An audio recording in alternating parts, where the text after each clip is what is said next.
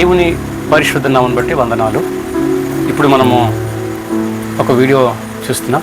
ఆ వీడియోలో దేవుడు అద్భుతంగా ఆమె జీవితంలో గొప్ప కార్యము జరిగించున్నారు.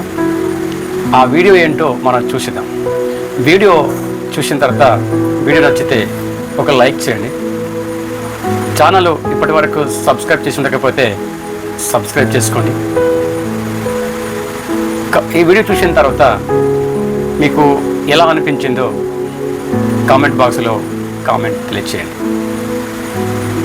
Thank you. God bless.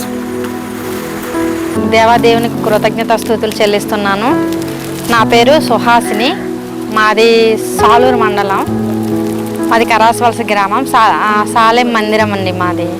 అయితే తాతయ్య గారు పాల్ మాస్టర్ గారు అన్న తాతయ్య గారికి వందనాలు చెల్లిస్తున్నాను. అతను మాకు చాలా హెల్ప్ చేశారండి. ఏంటంటే మనైతే అనారోగ్యం సంవత్సరం నుంచి బాధపడ్డాను. తాతయ్య గారు చాలా మా కుటుంబ సభ్యుల కోసం మా కోసం ప్రే చేశారు. అయితే చాలా హాస్పిటల్ తిరిగాను. నేను సంవత్సరం నుంచి బ్లీడింగ్ ప్రాబ్లంగా ఉండేదండి.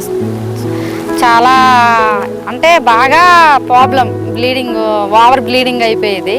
అయినప్పటికీ చాలా హాస్పిటల్ తిరిగాము, హైదరాబాదు, విశాఖపట్నం అన్నీ తిరిగాము. అయితే లాస్ట్లో ఏంటంటే చనిపోతే ఇక్కడ చనిపోదాము అనుకొని నిర్ణయించుకున్నాం. కానీ దేవుని కృప వల్లే, ప్రార్థన వల్లే మేము సాధ్యమైంది దేవునికి.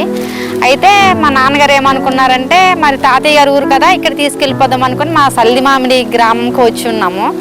ఇక్కడ మా బంధువులు, మా రక్త సంబంధికులైన సొనాయి మత్స్యరాజు గారు, మా అన్నయ్య గారండి, మా రక్త సంబంధికులైన మా అన్నయ్య వాళ్ళ నాన్నగారు ఇక్కడ సంఘ పెద్దగారు. అయితే మా అమ్మ నాన్నకి ప్రార్థన రాదు, అయినప్పటికీ కూడా వాళ్ళు చర్చికి తీసుకుని వెళ్ళి ప్రార్థన చేయించి ఉపవాస ప్రార్థన వల్లే సాధ్యమైంది. అన్నయ్య గారు కూడా మా ఊరు వచ్చి మా కోసం ప్రే చేసి 3 రోజులు ఉపవాస ప్రార్థనలు ఉండి అలాగే అమ్మ నాన్నలకి ప్రార్థన నేర్పించి ఈరోజు దేవుడు నన్ను స్వస్థపరిచినందుకు దేవాదేవునికి కృతజ్ఞతాస్తుతులు. అన్నయ్య గారికి వందనాలు చెల్లిస్తున్నాను.